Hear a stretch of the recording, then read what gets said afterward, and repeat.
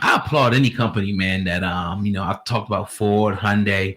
Ford has a program now where they're giving their customers 6 months off, no penalty, no nothing off their payment. I think they're paying 3 months for them, and the other 3 months they're doing something with that. That's dope. So it's huge. They actually are advertising it on YouTube. They're using YouTube. That's why I seen it. I seen it on YouTube's ad. That's smart. For one of the videos. But Hyundai, other companies now, people are getting emails all day about companies talking about lessening their restrictions. And that's what that company's doing out there in the Bay Area, man. They making it just a little bit more affordable during these turbulent times for people, man. I salute that, man. Definitely. Most definitely. You know who else is throwing a great deal out here, a great company? The Hip Hop Uncensored podcast. If you're an artist right now, you want your music out here while everybody's sitting at home not doing shit, or everybody's on their phones, that being celebrities, that being people who work, everybody's at home. If you want to promote your music right now in front of a little under 1 million people, about 900,000, Bio Hip Hop News and Hip Hop News Uncensored has a special for you. You email us right now, ohgod@hiphopun.com, Sandman at dlsmediainc1@gmail.com to get your offers on what we're offering. You don't want to miss this, man. Vile Hip Hop News Uncensored. You get 2 songs. You get an interview with your boys. We'll let you know the pricing once you email us, but you don't want to miss that, brother. Yeah, definitely. People's blowing us up, so get in line now for all the spots are filled up. But yeah, man, I want to talk about Charlamagne the God, because there's been a lot of speculation over the last couple of weeks that he may be leaving the Breakfast Club when his contract is due to expire. I think it was in December. But he sat down on his podcast, The Brilliant Idiots, and his co-host Andy Schulz actually posed a question to Charlamagne. I'm going to play a brief clip, and I'm going to get you guys' opinion. It's very important I ask you about something because there was a little drama, a little accusation thrown out there, that by another podcaster that you might be leaving the Breakfast Club. Who said that? Another podcaster said it. I believe it was Joseph Budden. Oh, okay. I believe Joseph Budden said that you will be leaving the Breakfast Club. Is that correct? What is the deal with that? In all seriousness, is there any truth to it? I think that's just Joe's opinion. I can't be mad at Joe's opinion though, because he's basing it off a conversation we had when he was on Breakfast Club with State of the Culture interview. You know what I'm saying? So those. What happened in that combo? Just to bring us up to speed. Joe just asked, "Are we redoing our contracts or something to that extent?" Right. You know what I mean? And we all just got silent basically, and I just said my contract is up in December. Whatever. Take what that. True. Which is true. But take that however you want to take it. I think Joe just going off the speculation that he's heard out there, you know what I mean? Because a lot of people ran with what I said in that State of the Culture interview, and they did articles on it and stuff like that. You know what I mean? It became a little story. It was in Page 6 and things of that nature, but I'm not tripping off that. I actually was listening to the Joe Budden podcast on that day. I was more, what I'd be more concerned about, man? What's that? I don't like the misinformation about platforms, right? Whether it's the Brilliant Idiots or Breakfast Club, you know what I'm saying? Because both of those are my babies, right? And that's what Brilliant Idiots is something I've been doing for the past 7 years. Breakfast Club is something I've been doing for the past 9, right? So I see, I saw Joe say that, and then I'm just looking at YouTube comments, and I see people say things like, "Oh, well, the Brilliant Idiots isn't that successful," and I'm like, that's so disrespectful, because it just shows me how misinformed people are. And it's I told you a long time ago, the reason I love the Brilliant Idiots is because we created such a cult-like following. Yes, Brilliant Idiots, and we have this niche group of people who listen to Brilliant Idiots. So when we do live shows, which we haven't done one in a while, but when we used to do live shows be sold out. We've done Brilliant Idiots in London, sold out shows. You know what I'm saying? We get requests to go overseas to do Brilliant Idiots all the time. But just more importantly, I think Brilliant Idiots is on 300. Chris and Taylor, jump in real quick. 300, how many episodes? In 7 years? Yeah. 5 years. I think it's like 305. 305, right? Yeah. All right, at 300, we did the math. Brilliant Idiots has over 80 plus million listens. 80 plus million fucking listens. If that's not successful, I don't know what the fuck is. So I think it's because at least I choose, you know what I'm saying? Andrew approaches it a little different, but I choose to keep something Brilliant Idiots, something close to my heart, and like not be all out there on Front Street with it, you know what I'm saying? Because as soon as we let some of you little motherfucking outsiders in, y'all ruined shit, okay? And took us out of context and the way we like to do things over here, and we had to fucking tiptoe and walk on ice for months, okay? Fuck. You know what I'm saying? You ruined it. We let y'all in the motherfucking house and y'all infected everybody. That's exactly why during this quarantine, I'm not letting nobody to fuck in until this shit is over, bro. Okay, we let y'all motherfuckers in and y'all fuck shit up. So I think being that we don't put it out there like that, and because me and Andrew rely on each other so much, because we believe in each other that much instead of bringing in guests all the time, it's just like people we take those kind of numbers for granted, bro. Right, so we got that. That was obviously a mouthful by Charlamagne. Never really answered the question, in my opinion. A lot of bragging and giving his stats and stuff like that. But Sandman, what do you think about this? I'm looking at everybody's face and I'm interested to know what everybody's thinking now about that. He didn't answer the question. He didn't answer it. Right. Which means there's some smoke to that fire.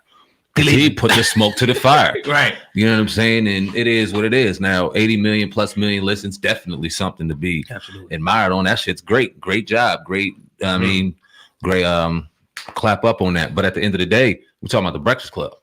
And the Breakfast Club, and the question that was asked about that is, are you leaving? And what did Joe say that was wrong? Did he say that you were leaving? Does he have some inside information? Does he speak to you? Does he know something? Or are you just kind of doing the political thing because it's political season and kind of just throwing it under the waist? We know that's your baby. We know that's something that you always going to be a part of. And I didn't know, because I didn't see the State of the Culture interview, that they were all silent. So they all must know contract season's coming up, and they all may have collectively, we talked about this on the show.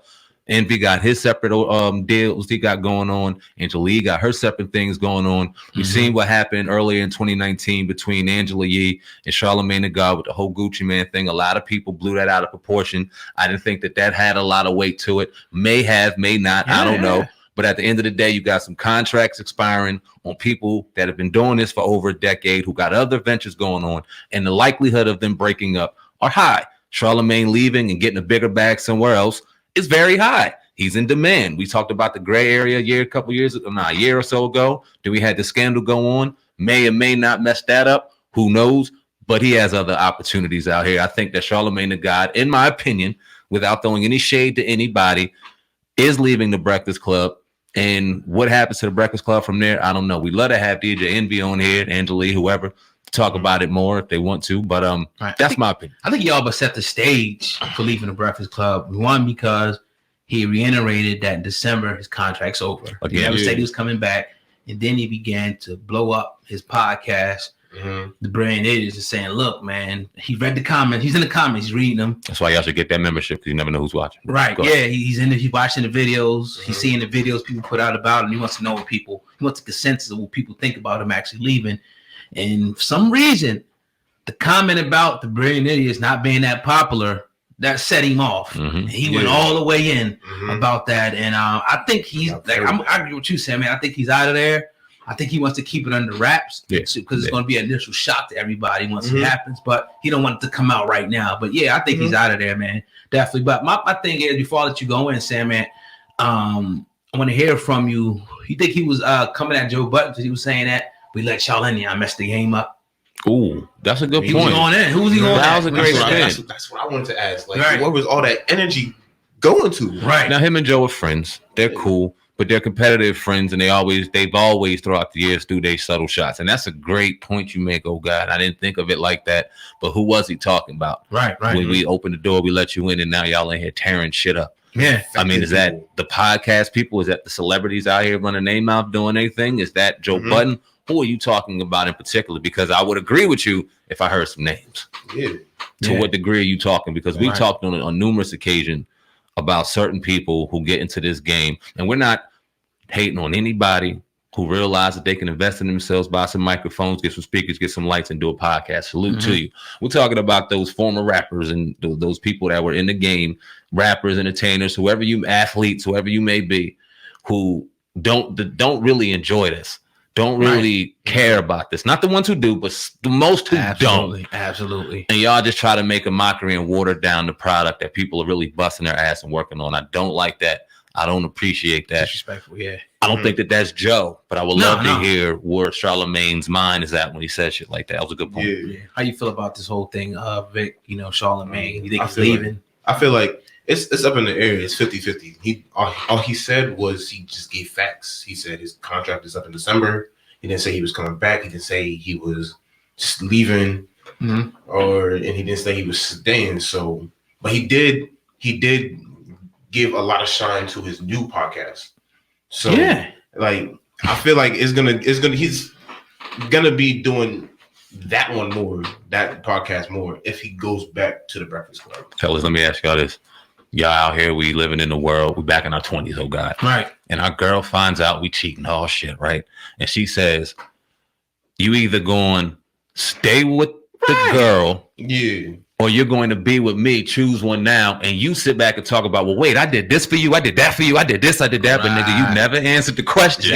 He could have just came out and said who you staying with, but he didn't. Right. So that leaves room to go. All right, we know how niggas go. And then he gonna get mad and talk about he's mad about the misinformation. Then clear it up and say, look, I'm coming back. You leave it up for people to speculate now. You say my contract's up in December. That's some motherfucking like press conference answer or some shit. 50-50. Yeah, he can't. I don't know if he was even talking about that being misinformation necessarily, because how's that in misinformation? Right. You put it out there. That was your smoke. But needless to say, man, Charlamagne the God is a pioneer in this entertainment game. I remember him back in the day when he was with Wendy Williams on Power 99, listening on the school bus. Then he went over to 100.3. That man has paved his way. He deserves to do whatever he wants to do. Absolutely. You know what I'm saying? And whatever you do, salute to you. Definitely. Yeah, definitely. So yeah, man, definitely. Check out our podcast. We got our own podcast. It's called the Hip Hop Uncensored Podcast. We got a lot of spins over here ourselves, man, but we getting it, going. This episode 334 of the Hip Hop Uncensored Podcast. Sam, man, I think you got something over on your table. Man, I wanted to get y'all speculations on Lil Wayne saying that Lil Baby is his favorite artist. What do y'all think about that?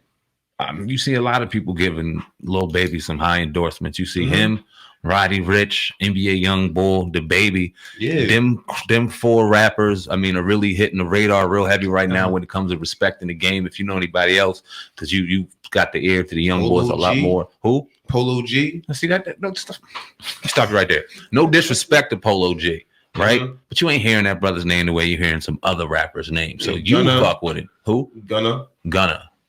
He's been hot. Okay. Yeah, Young Thug. But Lil Baby's like he's on another plateau. Lil Baby Rich is up here. Lil Uzi, he's still doing his thing. I don't like how he. I don't like how he had an ass album, then he had a fire album. I'm just talking about popularity right now. We can sit back and argue who's hotter, but Lil Baby, man, he's on his game. He's doing his thing. Yeah, you gotta respect it. He's doing his thing, man. Grinding.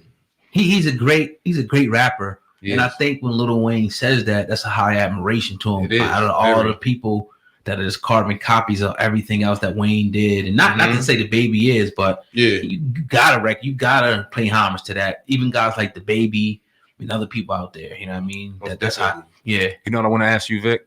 Why does hold on? Where do you said Polo G right off the jump? So that's one of your favorite artists. Yeah. Why does the crop of artists getting the push they're getting now go ahead of somebody like a Polo G when it comes to listeners in God and I's demographic? I feel like it's because you guys want to listen to a certain type of music. Okay. I feel like that's everyone. Everyone wants to listen to a certain type of music. Like if you look at someone, you can probably make a playlist based off how they act, how they move, right? Mm-hmm. So I just feel like it's not some music like that. Sometimes it's just not what y'all think, what you guys are thinking about. Well, I mean, the Polo G may remind us of something and refresh us to something we used to love back in the day, but you don't hear him as loud as you hear a Lil Baby or the Baby or you know what I mean, a Roddy Rich. You're not playing over your radios. You don't see him on IG. So what's the difference in even a push, in your opinion? Polo G is in the radios. He is. Okay, so I'm just ignorant to the ear. I'm saying my fault. But there are some young people that aren't getting the burn that I feel like they should be getting. Mm-hmm. Like people like Kodak the Friend, people like Collaborate, Boogie. Boogie did a song with Ab Soul recently and Reason. So it's like when I listen to music, what I'm thinking about is how is this music making me feel? What is it doing? What is it triggering? I have music for all of that. When it comes to Lil Baby, I want to be in my fucking bag. I want to be ready. I'll be ready to. You feel me? Yeah. When I'm listening to the old school, I'm chilling. Mm-hmm. When I'm listening to shit like the people I just said to Collaborate, I'm thinking. Okay. Interesting note. Yeah, man, definitely appreciate that. And you have something with Kodak Black as well. Mm-hmm. Yes, Kodak Black has been sent to a New York correctional facility. Oh shit! And they're saying that it could be resolved, dismissed. What? Which one? Which charge? His shit in New York. Is that not? Which one is that? The New York Jones should have been dismissed if not two people in the same car had testified to him not knowing about the gun. Okay, so it's the gun charge. Mm-hmm. Is that the one that he was up for trial for coming up soon? I think we talked about this whole guy, didn't we? Yeah. Any good news is good news for Kodak Black right now, because after this hurdle, he has still another hurdle that he has to cross over with the sexual assault thing. Yeah, he still has time that he's going to do. I believe 4 years he has to do or something like that. Yeah. Yep. Would he get? Okay, so he's still out here grinding, man. He's still 10 toes down, going over these hurdles. Mm-hmm. I've been criticized often on this podcast for taking up for Kodak Black and a lot of his ignorant,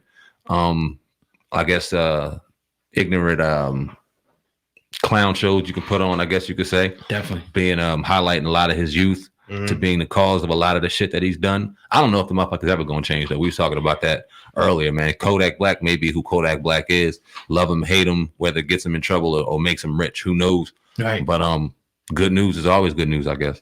Yes. I'm gonna read the little statement here from his lawyer. He put some good news and some frustrations in regards to Kodak Black. The case in New York is resolved. The guy says, I was not his attorney on that case, although it should have been completely dismissed. As for the other two individuals in the same car who testified that Kodak Black knew nothing about the firearm in the vehicle and it was registered and legal to one of the four individuals he was with, they agreed to run 12 months to run concurrent with his current sentence. So that's the concurrent means right along with his other sentence that he's doing. So we'll be like, you got to do this here and go here and do this. You know what I mean? So that's definitely good news. And he has the other, like you said, case that he has to fight, which is the big one. Yeah, that's the big one. It is. But I mean, if he can find a way to wiggle his way out of that, man, he can get that back within 5 years. Mm-hmm. And I think he can salvage his career. 26, 27 years old. Yeah. Doing what he's doing. Because now it seems like he got out of that little drama that he was in with the correction officers and the solitary confinement he was going through. Because a couple months ago, it looked very grim for Kodak Black. He was talking about hunger strikes and things like that. We didn't know what was going on. But now he's making lives and he's doing freestyles. And this Kodak Black is in the box, but he's sitting there back. Like Kodak Black is a personality still out here. So as long as he can remain relevant, no matter where he's at, he'll have a career when this is all said and done. Definitely. You know what I'm saying? Speaking of people, we got to think about Young Chop. This guy from Chicago, rapper, producer, been calling out a lot of people. He called out 21 Savage, Meek Mill. You showed us that on Instagram. That was funny. I ain't gonna lie, but definitely disrespected Meek Mill. He called out a few people too. I think a lot of people. Jay-Z, Diddy, our boy French. Yeah, French didn't respond to him, but he said Jay-Z was like, we want Larry Johnson. He said he was just wilding out. Or no, somebody, he didn't maybe say, but maybe somebody in his comments said it. Young, what y'all think about that? Do you think it's a publicity stunt? You think he's mentally ill? Or do you think that he's just telling on people who did some F shit? I think it's the first and the third. It's a publicity stunt, and I think he's really just calling out people that did some fuck shit. Woo! Dang. All right. Oh, he got that's Victor intern. That's to go ahead and live by those words. Nah, man, but that's dope, man. I'm glad you feel that way. I think it's more of a when you look at how 6ix9ine was out here just making shock value win for him, you know what I mean? I don't think that a brother like Young Chop is stupid. He's out here making multi-platinum records. That ain't something that dummies do. You obviously have to have a certain intellect to be able to go ahead and make and create hits for people, millions around the world to sit back and dance to at the same time. So I don't think the man is dumb. I think it's calculated. I don't know if every story he's necessarily telling is true. Maybe some are, maybe some aren't. But I think that he knows it's getting great attention, and he's going to keep riding with it. And as long as people throw fuel to the fire, as long as 21 Savage says you ain't shit, take that fake ass jewelry off. Now he can make a video about the jewelry. As long as people say this and respond, he can go ahead and respond. Just like a 6ix9ine, and this wave will keep going as long as people respond to it. I think that's in this day and age, people will say that that's maybe kind of fuckery, but it's genius at the same time. Some people become legends off of trolling. It's corny. But it wins. What do you think of? I don't think too much about it, to be honest. I just think that it's a dude. I'm kind of in the middle with some of it. I think a lot of it's obviously for attention. But these people, like when Meek Mill responds, 21 Savage and French Montana responds, you're stupid because he's like, now you're going to keep going on and on and on. So I think it's something that's gimmicky. It's going to go away. But he did his job for the day or two. He's going to be in the headlines for people. Ain't shit else to do. So he, like I said, he's smart. You see, I'm seeing R&B singers beefing and shit. They online beefing. You seeing producers beefing. This is ain't shit else to do. Motherfuckers online talking shit, man. Everybody on their live. Once we leave here tonight, you go on your Instagram and you'll see 14 celebrities on their live. And ain't got nothing else to do. Is leading the live. He be drunk as hell, too. He drunk as hell. He beating Booty right now? I ain't even seen Boosie shit. I heard about his shit. Legend. I hit one of his shit did hit 100,000, 100K. Who, Booty? No, Tory. Tory. When he was with Meg Thee Stallion. Fucking mortgage company. Mortgage company right now. Shit, wait a minute, the fucking show. Yo, man. Blow my shit, yo. When Sally Mae keep calling my phone, I know the number. What's that? Student loan? Yeah. How much you owe? Man, I don't fucking know. Damn.